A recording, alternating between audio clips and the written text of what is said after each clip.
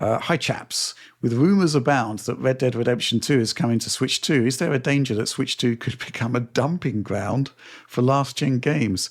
As good as Red Dead 2 and Cyberpunk 2077, etc. are, what about quote-unquote new games? Perhaps Switch 2 could be the go-to system for smaller indie games. And with Switch 2 coverage taking over for now, are there any smaller indie games you want to shout out? I'm currently enjoying The Precinct.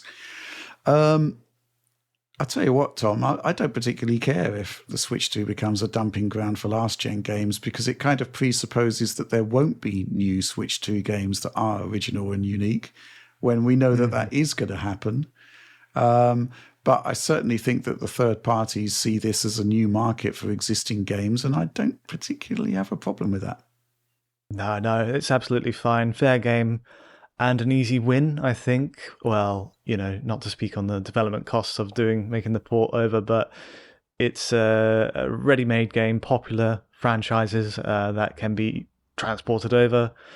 And it makes sense in the short term in terms of power spec. You look back at the original Switch, we had a lot of 360, PS3 sort of era titles make the jump over there, like Skyrim, LA Noire, that sort of thing.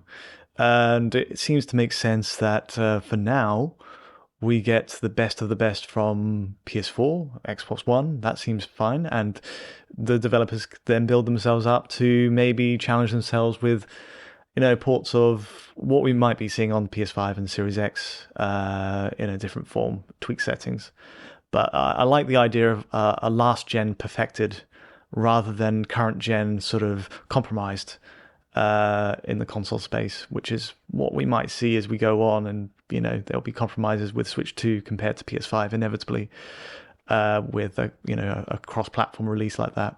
But it's, I'm more than happy to see Red Dead 2. And the other benefit, of course, is that we never had the chance to play these games in quite this fashion, as a portable machine, portable Nintendo machine. Playing Red Dead Redemption 2 will be a bit of a revelation, I think. That'd be amazing.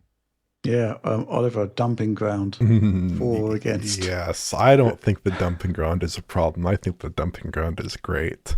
The fact that on day one, on June 5th, in 2 weeks, you have a bunch of big third-party heavy hitters already hitting the platform. Cyberpunk, Hogwarts Legacy, Street Fighter. I think that's great. I think that's great. I think PS4 games still look quite excellent, quite often, in my opinion. Even though these are older titles, the level of visual fidelity they're offering is oftentimes still quite attractive and quite competitive with a lot of newer titles.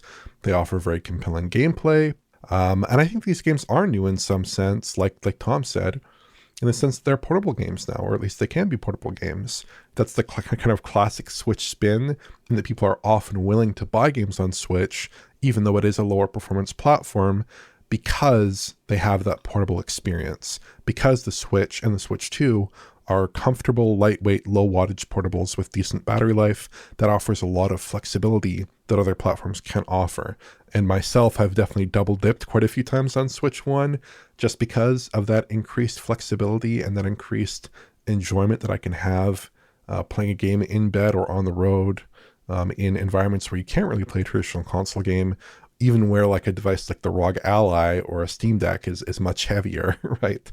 And in some sense, a less appropriate portable system, and certainly not a console-oriented portable system.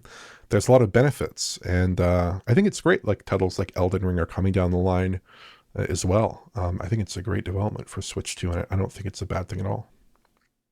Mm-hmm. Yeah, those original games are still going to come, as are the indie ones. I can't point to any particular games because I don't have a huge amount of time to play games at the moment. But, I think it's just going to be a continuation of what happened with Switch 1, which is to say that you will get older games brought to the system because it makes commercial sense to do so. And, users obviously love it. And you will get the new games as well. The Nintendo first-party juggernaut isn't going to stop. And, those smaller indie games will still come, as long as there's a user base that can support them. And I think that's, going to be a given at this point.